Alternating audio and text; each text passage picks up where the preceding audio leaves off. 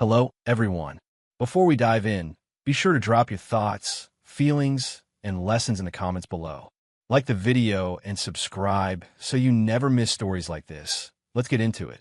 The cruelest thing my wife ever did was lock me out of the townhouse we bought together, stand behind the glass with her family packed in the living room like a jury, and say, "You have 1 hour to get your things. You're not sleeping here again." Her mother smiled like it was a graduation. Her brother filmed me like a punchline. My wife, Tiana Brooks, didn't blink. I remember my hand shaking on the doorknob, the cold air in Largo, Maryland, and the way my own home suddenly felt like somebody else's property. Here's how it happened. I'm Micah Reed, 36 at the time, born in Baltimore, working facilities management for a medical office network in Arlington, Virginia. I wasn't flashy. I was consistent. I was the kind of man who set alarms, paid bills early, and kept receipts because peace mattered to me. When I met Tiana at a friend's cookout in Prince George's County, she had that steady confidence that made people lean in. She laughed with her whole face. She told me she wanted stability, a home, a family that looked like safety. I believed her because I wanted those things too. The first year of marriage was normal in a way that felt rare.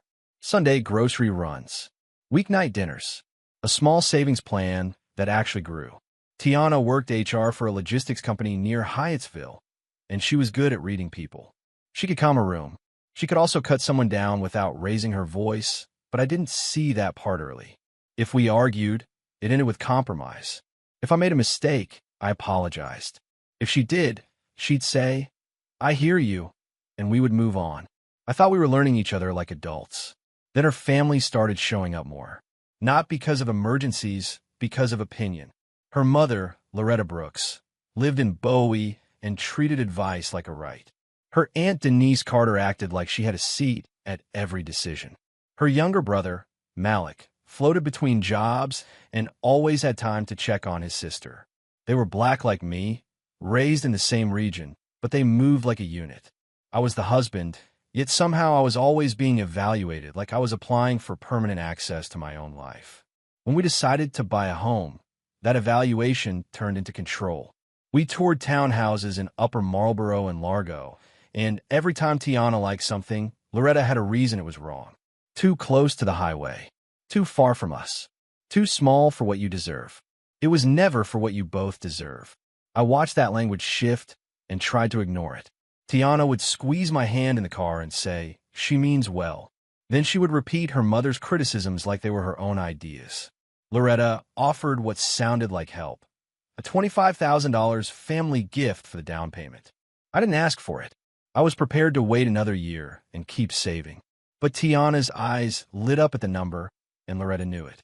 "This is for my daughter," Loretta said, like I wasn't sitting there. "I want her secure." I heard the warning inside the generosity. Still, I told myself money was money, and we could be grateful without giving up our dignity. I didn't realize Loretta didn't give money. She purchased leverage. The leverage came with paperwork.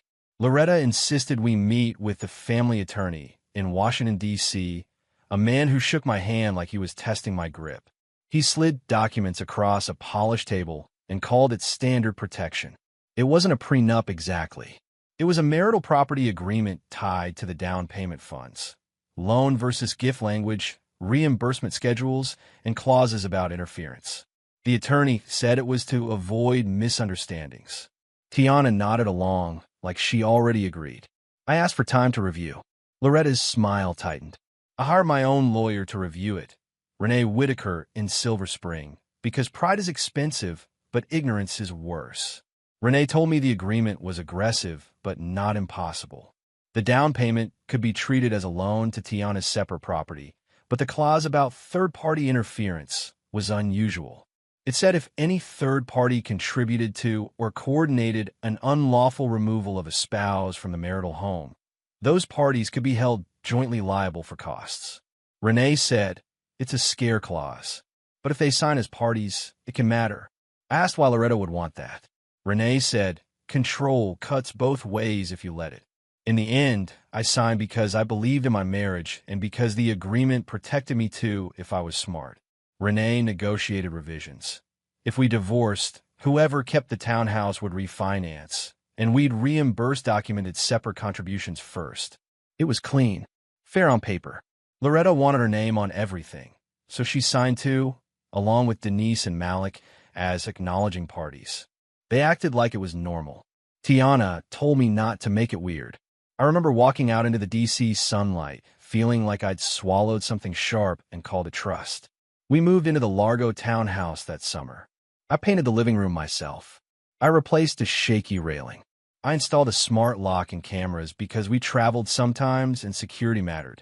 Tiana posted pictures like we'd won. Her family came over every weekend at first, and I tried to be welcoming. I grilled chicken. I offered drinks. I listened to Loretta talk about what a real man does like it was a lecture series.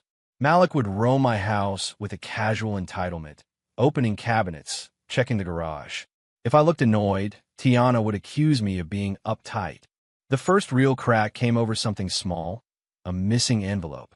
I kept a folder in the office with closing documents, receipts, and bank statements. One day it was moved. I asked Tiana if she'd been in the office. She said no too quickly. Later that week, Loretta referenced a detail from the mortgage that I hadn't discussed. I felt my stomach drop. I didn't accuse anyone. I asked for boundaries. Tiana stared at me like I'd insulted her mother.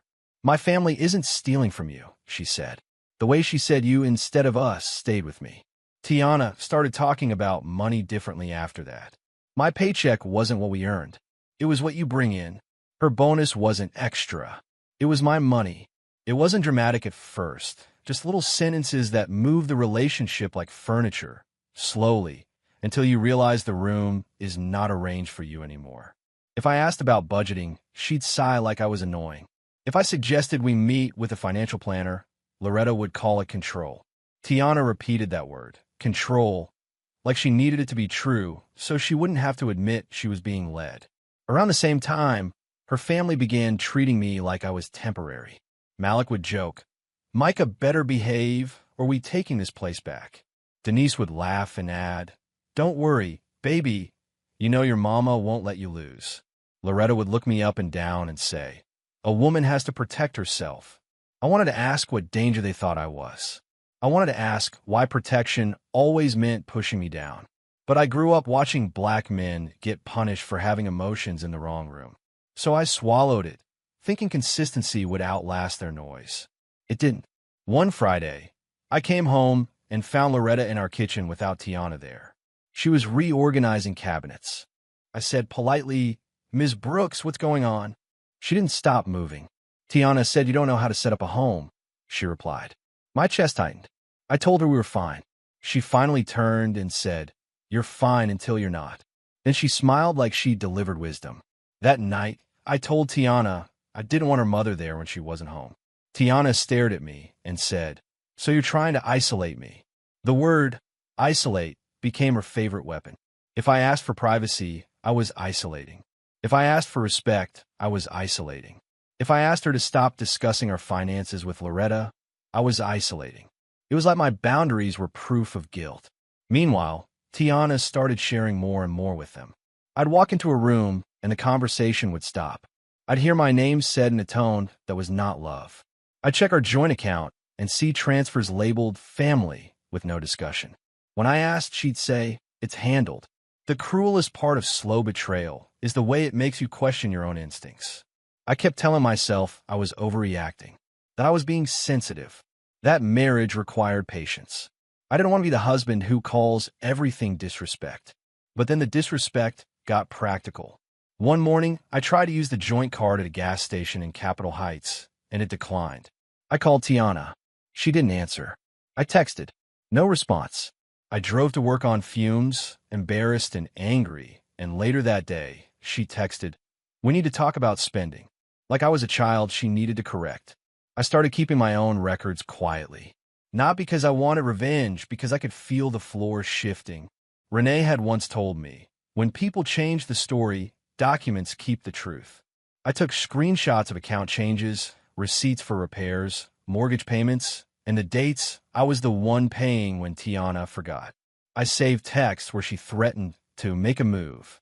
I never confronted her with the evidence. I didn't want drama. I wanted an exit plan if she decided to break the marriage in a way that left me bleeding. The moment I realized she was capable of cruelty without remorse came at a family gathering in Bowie. Loretta hosted dinner, and everyone sat around laughing. Denise asked me, in front of everyone, "So, Micah, you got any assets that ain't tied to Tiana?" The question was too pointed to be a joke. Malik laughed loudest. I looked at Tiana, waiting for her to shut it down. She sipped her drink and said, "He's private. Not protective, dismissive." Loretta leaned back and said, "Private is fine until it's hiding." Then she smiled at Tiana like they shared a secret. 2 weeks after that dinner, Tiana told me she wanted a divorce like she was ordering food. No tears, no shaking hands, just a calm announcement on a Tuesday night while I was putting leftovers away. "I'm not happy," she said. "I feel like I outgrew this." I asked what changed. She shrugged. I asked if there was someone else. She smirked, not guilty, not sad, just irritated I'd ask. "I don't owe you that," she said. I tried to keep my voice steady. "We're married. We owe each other honesty." She replied, "That's your belief." The next part happened fast because her family was already in motion. Loretta came over the following evening with Malik and Denise like they were a task force. Tiana sat on the couch while Loretta did the talking. "We're not doing the back and forth," Loretta said. "This marriage is done. Micah can go stay with somebody." I said, "This is my home too." Malik stood up and walked to the smart lock panel like he was testing it. Tiana looked at me with cold eyes. "You're not going to make this hard," she said. "Pack your things." I refused at first, calmly, because I couldn't believe the audacity. I reminded her my name was on the mortgage. I reminded her we bought this together. I told Loretta she had no authority in my house.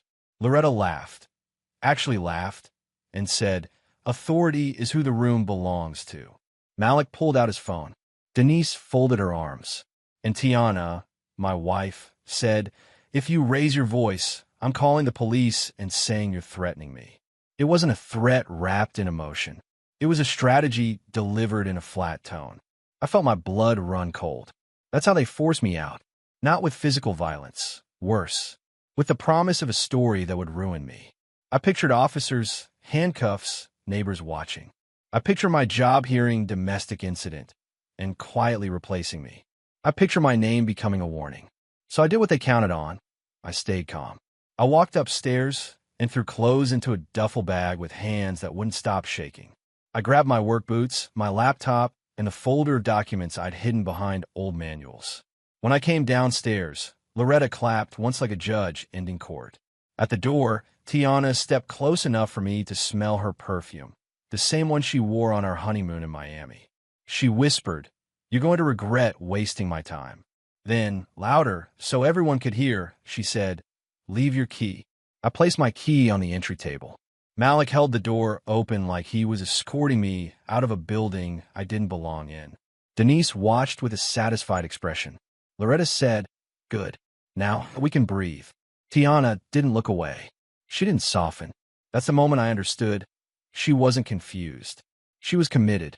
I sat in my car that night in a parking lot in Bowie because my pride couldn't handle calling friends at midnight to admit I'd been thrown out of my own home.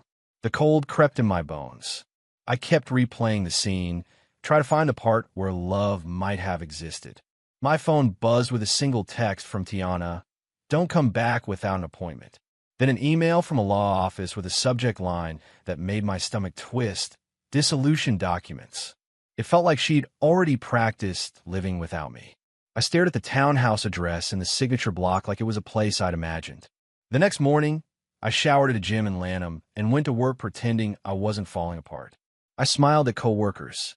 I fixed an air handler. I answered emails. I was operating on pure muscle memory. At lunch, I sat in my car and finally called Renee Whitaker.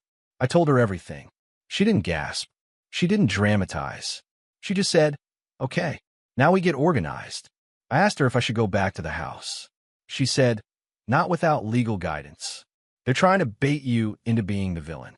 Then she said, "Do you still have the property agreement?" I did. Renee told me to document the lockout and the threats. I sent her screenshots of Tiana's texts. I gave her the camera logs that showed Malik entering the home after I left and the smart lock code changing. I handed over bank statements showing transfers to Loretta and payments for Tiana's attorney. They're not just supporting her, Renee said. They're participating. She explained that if we moved carefully, we could force the truth into the open without a public scene. She asked where I was staying. I admitted I'd slept in my car. Her voice softened only slightly. Get a hotel. Keep your receipts. Everything matters now. I checked into a modest hotel in Greenbelt and slept like a man who'd been holding his breath for months. When I woke up, I had a voicemail from my supervisor asking if I was okay. Apparently, I'd seemed off. I told him I had a personal situation, nothing that would affect my work. I was proud of how steady I sounded. Inside, I was cracked open. In the mirror, I looked older. I kept thinking about the townhouse, my paint on the walls, my tools in the garage, my things behind a lock I helped pay for. Every time I pictured Tiana's face, I felt the same numb shock, no remorse. The divorce papers were aggressive. Tiana wanted the house, spousal support, and reimbursement for emotional labor like it was a line item. Loretta had clearly helped write the narrative. I was controlling, financially reckless, emotionally unavailable. It was almost impressive how cleanly they erased my reality. Renee and I met in her office in Silver Spring, and she said, they want to fight because they think you'll get loud. We're not giving them that. She suggested a different approach, a settlement offer that looked generous enough to tempt them into signing quickly, before they had time to read the parts that protected me. I didn't love the idea of giving anything to people who'd humiliated me, but Renee explained the strategy like a surgeon.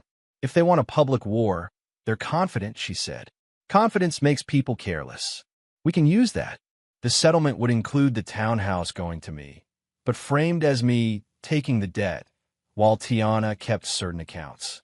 More importantly, it would activate the reimbursement schedule from our earlier agreement and add enforcement language tied to documented third-party assistance. They already signed that old agreement, Renee said, and they're still paying her lawyer. Let them keep doing it. For weeks, I lived between work and the hotel, carrying myself like I wasn't ashamed. On weekends, I sat in my car outside the townhouse sometimes, just to look at the windows. I never tried to enter. I didn't want police. I didn't want a scene. I watched Malik come and go. I watched Loretta's car parked like she owned the place. It did something to my chest, this deep, humiliating ache. I'd been a husband. Now I was a stranger in my own neighborhood.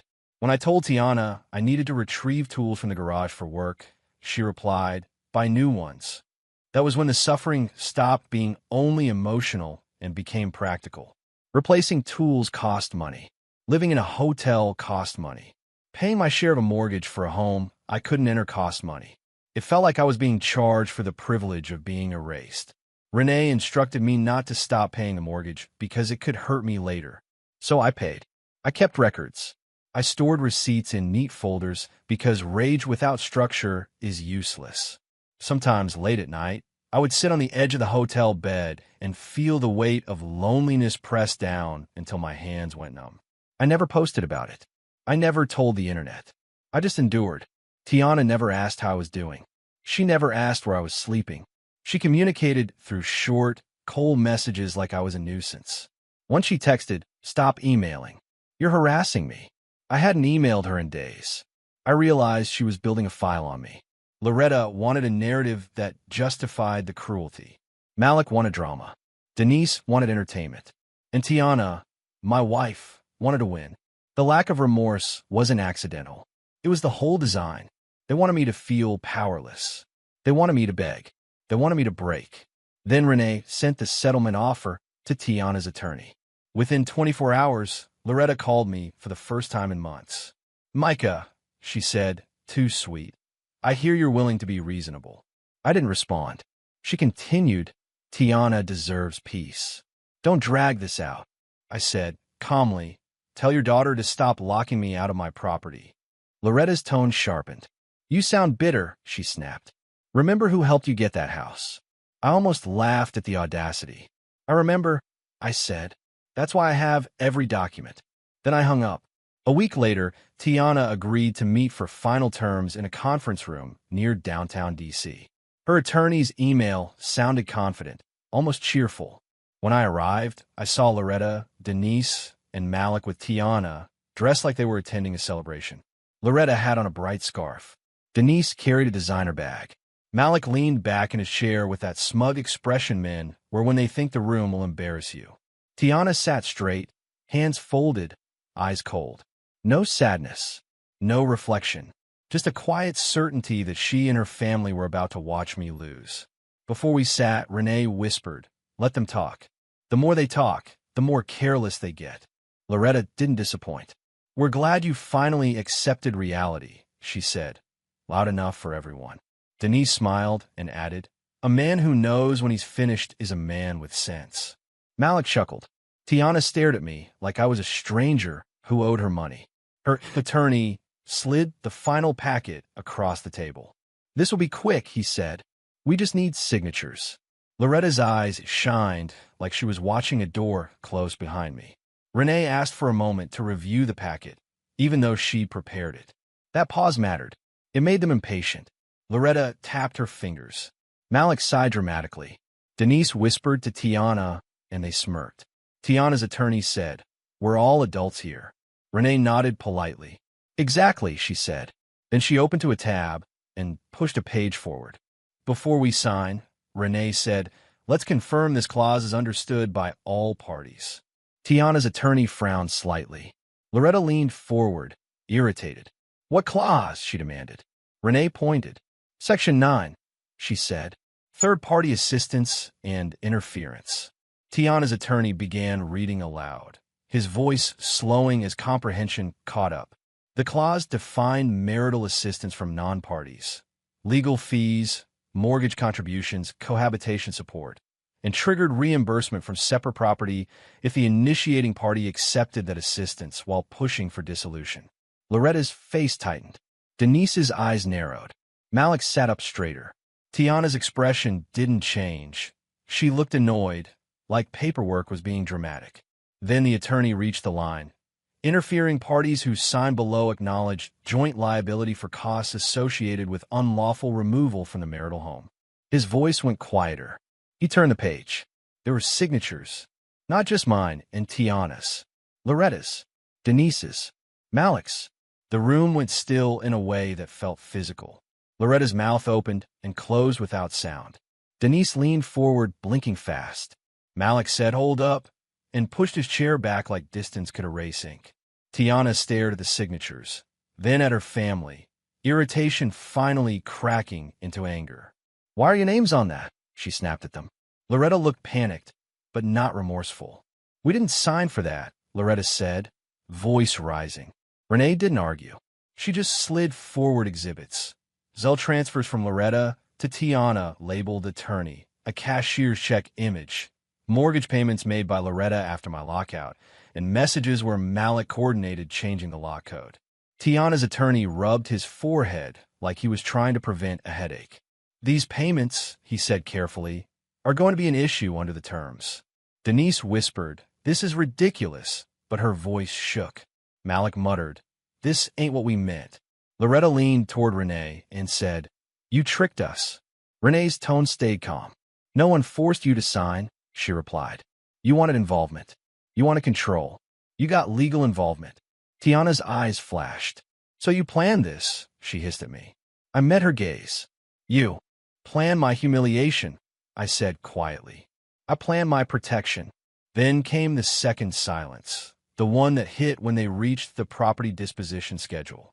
It listed reimbursement priority, documented mortgage payments, repairs, and out-of-pocket costs I carried while locked out would be reimbursed first, and the townhouse would be awarded to me contingent on refinance within 60 days. If Tiana obstructed, the property would be sold with distribution per schedule. Tiana's attorney read it twice. Loretta stared like the page was offensive. Denise's face hardened into pure anger. Malik looked like someone realizing the joke was on him. Tiana didn't cry. She didn't apologize. She just looked at me with a cold rage that said she would rather burn down a house than admit she was wrong. Loretta finally snapped, loud and sharp. "This is not happening. That house is for my daughter." Renee didn't raise her voice. "It's a mortgage," she said, "not a prayer." Malik started pacing. Denise kept repeating, "This is sick. as if indignation could rewrite legal language. Tiana's attorney asked for a recess to review implications. Renee agreed. We sat quietly while the Brooks family huddled in a corner whispering like conspirators whose plan hit a wall. I watched Tiana's face. She wasn't heartbroken. She was furious that I wasn't destroyed. She wanted me to leave that room smaller than I entered. Instead, she was shrinking. When they returned, the attorney's tone had changed. Given these provisions, he said, we'll need to advise our clients carefully. Loretta barked, advise us to fight it. Denise nodded aggressively. Malik said, we not paying nothing. Renee simply pointed to the signature block again. You don't have to want it, she said. You signed it. Loretta's eyes darted toward me with pure hatred. You think you won, she spat. I didn't respond. Winning wasn't the point. Surviving was. I'd lived through the humiliation of being thrown out like trash. This was just the paperwork catching up to their cruelty. The final agreement still got signed, because once attorneys start explaining risk, pride becomes expensive. Tiana signed with a tight jaw, no tremble, no remorse. Loretta signed too, glaring at the page like it was an enemy. Denise signed with shaking hands but hardened eyes. Malik tried to refuse until the attorney told him refusal would only make enforcement uglier. Malik signed, then immediately looked at me like he wanted violence. I just sat there steady. I didn't smile. I didn't celebrate. I didn't speak. The satisfaction wasn't joy. It was relief, like finally stepping out of a room filled with smoke. Enforcement came quietly. A court order formalized the refinance timeline and the reimbursement schedule. The sheriff didn't have to escort me because Renee sent notices that made obstruction feel pointless. Still, the day I returned to the townhouse in Largo, my hands shook as I inserted my new key. The air inside smelled like perfume and somebody else's comfort. Furniture had been moved. Cabinets were reorganized. My tools were gone. Some of my clothes were missing. Tiana had treated my absence like an opportunity to rewrite history. I walked room to room, documenting what was missing with photos, not because I wanted petty revenge, but because I refused to be gaslit again. Tiana stayed long enough to pack, while glaring at me like I was the intruder. Loretta and Denise helped, moving boxes with stiff, angry movements. Malik carried items out and slammed the door too hard each trip. Nobody apologized for locking me out. Nobody admitted wrongdoing. Tiana walked past me at one point and said, "Enjoy your empty house." I looked at her and felt something unexpected. Not love, not hate, distance. "I will," I said quietly. That made her eyes flash with fresh anger. She wanted pain. I gave her calm. Her family wanted a celebration. The only thing they got was silence. The financial consequences landed where it hurt them most, privately. Loretta had to reimburse documented payments and legal contributions under the agreement. Denise had to contribute too. Malik's involvement in the lock change and his signed acknowledgement made him liable for certain costs. They raged, but rage doesn't pay judgments. They stopped posting photos of brunch and family gatherings for a while. Their tone changed when they spoke about the divorce. Less triumphant, more bitter, like a plan that backfired. Tiana moved back to Bowie with Loretta. Not because she wanted to, but because she couldn't afford the lifestyle she tried to keep while spending money like victory was guaranteed. She blamed me, loudly. She never blamed herself. I rebuilt in quiet ways. I didn't throw a party. I didn't tell co-workers the details. I moved back into the townhouse and replaced what was missing. I repaired the places where Malik had damaged things out of spite. I changed every code and lock and password. I sat alone on the living room floor one night with the lights off and let the grief come without fighting it. Not for Tiana, grief for the life I thought I had, for the version of marriage I believed was possible. Then I got up, washed my face, and went to sleep because survival sometimes looks like routine. Within months, my life started to steady. I requested a transfer to a better role in Arlington. More responsibility, higher pay. I didn't announce it. I just did it. I refinanced the townhouse on schedule and removed Tiana's name. The day the refinance finalized, I sat in my car afterward, hands on the steering wheel, breathing like I'd been holding my breath for a year. No applause. No speech, just a quiet release. I bought new furniture slowly, choosing pieces that felt like my taste, not a compromise built on fear. I cooked again. I invited one close friend over and didn't explain everything, just enough. Tiana never softened. She sent a few messages that were not apologies, just blame dressed up as closure. "You didn't have to do all that," she wrote once, as if her actions were minor and my response was the crime. Loretta sent nothing except a demand through an attorney that tried to reopen terms. It failed. Denise told mutual acquaintances I had tricked them, as if reading was optional. Malik posted vague statements about betrayal and snakes, but he never said my name because the paper trail didn't allow lies to breathe. Their karma wasn't public humiliation. It was something worse for people like them. Consequences without an audience to perform for. A year later, I sat on my back patio in Largo early on a Sunday morning, coffee in hand, listening to the quiet. I wasn't famous. I wasn't giving advice online. I wasn't leading a group or making a brand out of my pain. I was simply a man who got his life back in the most private way possible, by refusing to become what they wanted me to be. They cheered the divorce because they thought it would erase me. Instead, it taught me exactly who I was without them: steady, strategic, and free. The house felt like mine again, not because I won it, but because I survived what they did and still chose peace. If you enjoyed this story, please like, comment, and share this video with your friends. Subscribe and turn on the notification bell so you never miss a powerful story drop.